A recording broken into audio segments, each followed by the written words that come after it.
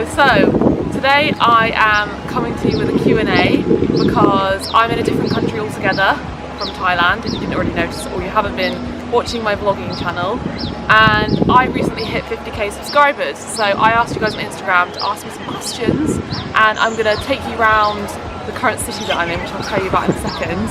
And why are you laughing? It's just funny. You're trying not to say the name of the city, it's funny. Yeah. I'm going to take you around today, starting where we are now, and answer some of your questions. The first question is, are you in Singapore now? Do you have any suggestions for us when travelling to England? Maybe about different culture, weather or anything? And do you have a plan to travel to Indonesia? If yes, when and where? Bali, Java, Sumatra, or have a nice day? And that's from Lychee Eat Veggie. Sorry, it's really windy here. We're in Singapore, yes, which is so exciting. We're here with our friends Nat and Lydia, who are hosting us, and we are going to Indonesia. We're going to Bali on Wednesday, and we're going to be there for about a week, and then we have no idea. So we're really, really excited. And do you have any suggestions for us travelling in Thailand? Well, I'm going to recommend Chiang Mai. That's the only place I've been in Thailand. We didn't get a chance to travel elsewhere, so definitely hit up Chiang Mai because it's incredible. It's a great place to stay and like live for a little bit. Bring your bike, cycle around, it's so much fun, like we explored so much, or hire a bike or whatever, because we saw so much more experiencing it on our bikes. And yeah, let's have a look around. Where are we now? Singapore. No, what's this place called? Gardens by the Bay. We're at Gardens by the Bay, so we're going to go have a look around and I'll answer some more of your questions.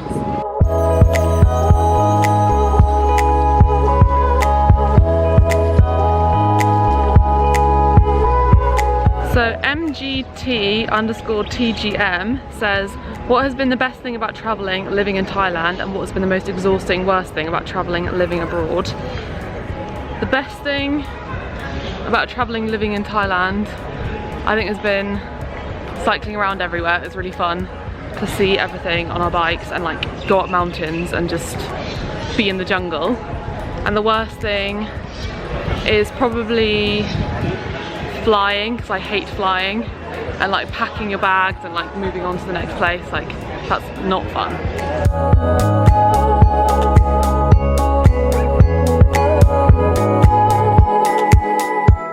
Found myself a nice seat to answer the next question. The next question is from Sol V Gavug. I'm really sorry, I have no idea how to say that. Would you consider travelling to less hot places like Greenland, Norway, New Zealand, Canada, Faroe Islands? Does the tropicalness of a place have an influence on where you'll travel next? Yes, I definitely want to travel to those places. I've always wanted to go to Norway, New Zealand, and we are going to Canada because we are visiting my grandma and uncle who live in Prince Edward Island, and we're going there in August. So in between, we're just going to be travelling around Asia. Tropicalness doesn't really affect it, it's just that we wanted to come to Thailand, so that's why we started here.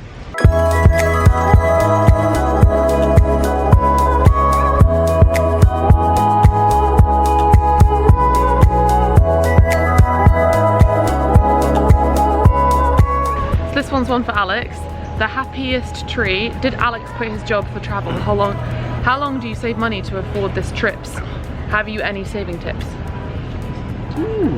I did quit, yes. But how? I mean, it was a job for saving up for travel, so it wasn't like I'd say we saved for about a year. Yeah, but I didn't, well, about 8 months for me. Yeah, just under a year. Have you any saving tips? Don't eat out. Yeah. This is always doing this. Why? Don't eat out. Don't buy clothes.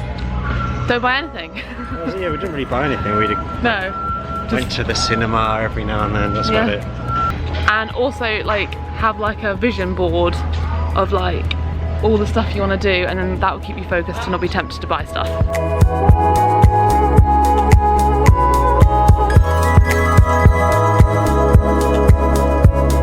Did your travel experience meet your expectations so far? Do you think it already influenced your life in the long run? Rot Kop Shan. Yes. I think it's exceeded my expectations because I think it's been a lot more fun, and we've met like so many really nice people and done more than we thought we would do. Definitely influenced our life in the long run because it just makes me want to travel more, and go more places and see more things and meet more people and just... I can see ourselves coming back to Chiang Mai. places, Chiang Mai especially. Yeah. And it like confirmed this is like what I want to do for the next few years, for sure. Just like being a digital nomad, traveling, etc. Oh, it's bright. Look how cool this is with the things there. So a couple of you asked what it was like eating vegan in Thailand. It was really easy eating vegan in Thailand. Chiang Mai especially is like a vegan capital of the world. Like there's such a huge vegan scene there. I did a video the other day, What I Ate Today, where I went on a restaurant crawl around Chiang Mai, and there's just so many options, like more options than anywhere I've ever been. I think there's close to like 70 vegan vegetarian places, but don't quote me on that, but there's so many. And I think the rest of Thailand, I would imagine it'd be pretty easy to eat vegan, because anywhere you go that's vegetarian, you can just request for a vegan option. And yeah, I think that's really up and coming. And there's a symbol, a J symbol, which you can use to show people, because that means vegan. If things have that on it, then you know that it's vegan, which is great.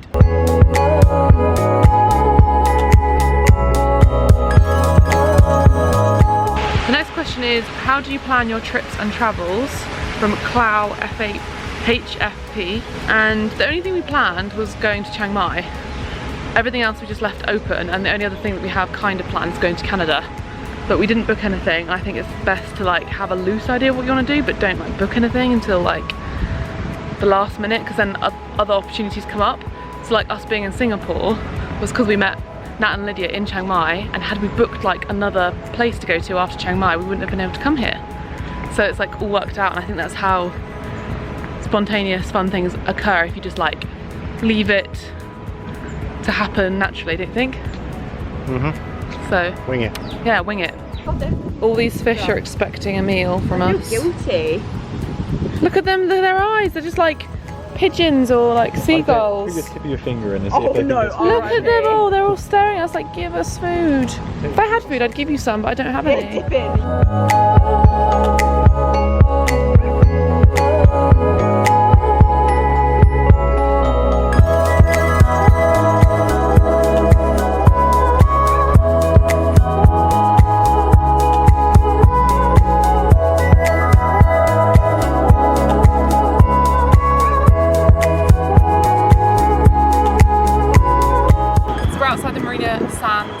Marina Bay Sands Hotel, and I thought it was a good spot to answer another question from Lucky Kent 182. How did you find minimalism when you were travelling?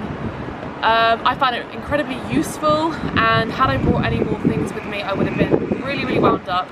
If anything, sorry about the wind, if anything, it made me want to declutter more, because even with just the back, we each had a backpack and then a bike box, which we put a few bits in there as well. Even with that, we need to declutter, don't we, for Bali, because we've got too much stuff. And yeah, I would have found it a nightmare travelling with like more stuff, and even having the minimalism mentality of like having to think about what clothes I'm going to wear, all that. Like when you're travelling, you just want to be comfy, especially in hot weather, so minimalism has been great.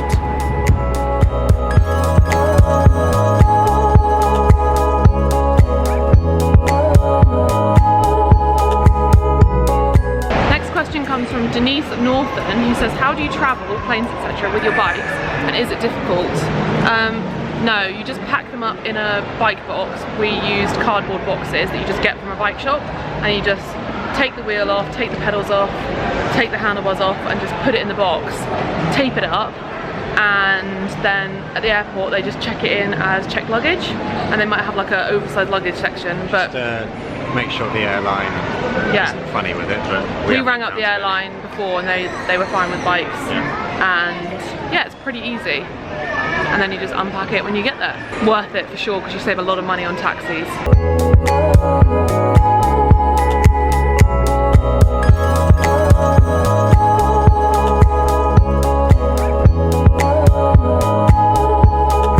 This restaurant comes with cuddly toys.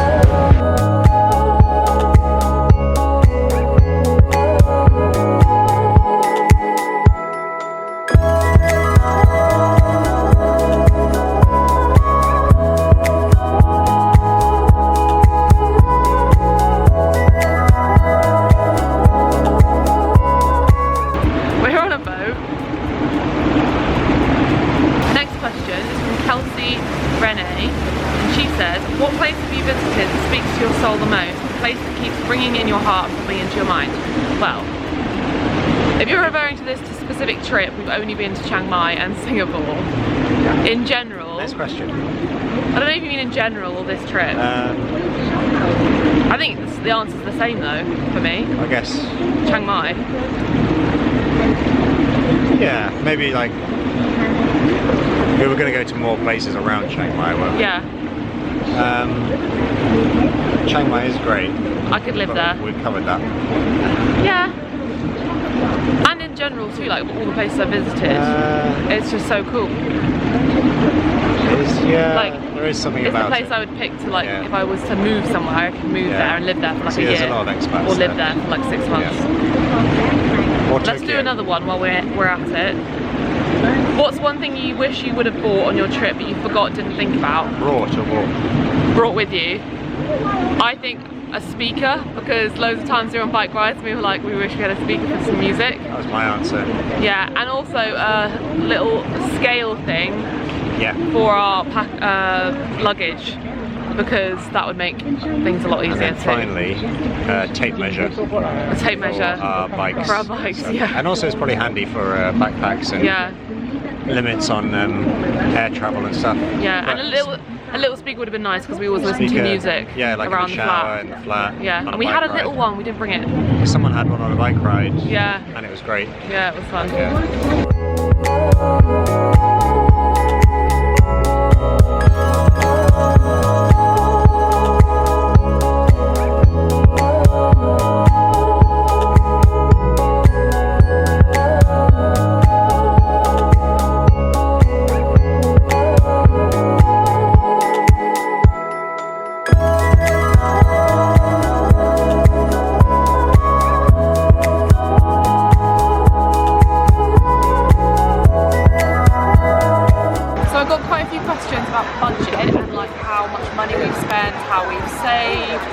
Dealt with budget during travelling as a couple, like our finances, and Alex and I so far have just been spending everything together and just as a couple, and then I'll just pay Alex what I owe him, so it's half. And when it comes to saving, Chiang Mai was really, really cheap, so it's super easy to just not spend very much money. We ate out a lot, but it was really cheap to do so. We just kind of kept track of what we were spending and we didn't go overboard too much. Definitely still enjoyed ourselves though, because we've just started our trip and we're kind of monitoring how we go. But for example, Singapore, we're going to be spending a lot more money because we're only here for a couple of days and we want to enjoy and do touristy things. But we didn't do a lot of touristy things in Thailand, and having our bike saved so much money. So yeah, we've just been practical, been minimalists about things, and spent most of our money on food and experiences over things. We haven't bought any like material goods apart from I bought a pair of elephant trousers, like sort of Thai trousers, and that's it.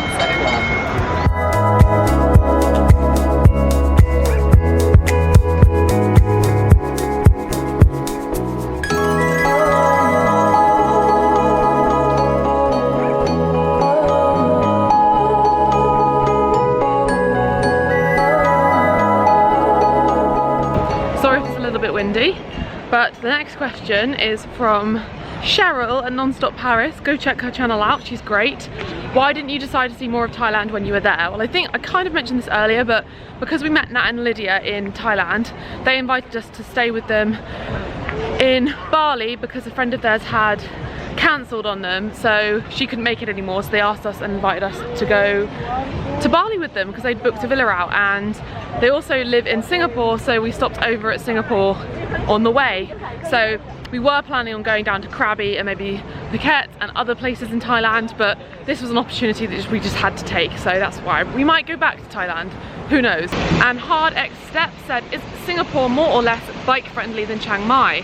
How are you dealing with the cost of living being more expensive than Thailand? Chiang Mai is amazingly bike friendly because there's mountains, there's loads of cyclists, there's a huge cycling community there, and the cycling is incredible. Singapore, I think, is apparently, according to Nat, it's not as like cycling friendly here. There's not as many cyclists, and it's very flat, so we're getting there. But yeah, and it's a beautiful city to ride around. And how are you dealing with the cost of living? Well, we're only here for a couple days, so we'll just have to deal with it being a little bit more expensive just for the few days. It's quite a change though, because Chiang Mai was pretty dirt cheap, and here it's more like back at home, if not more. It's like a big city in the UK. Yeah, it's like going to London. Pretty expensive, yeah. So we're used to that.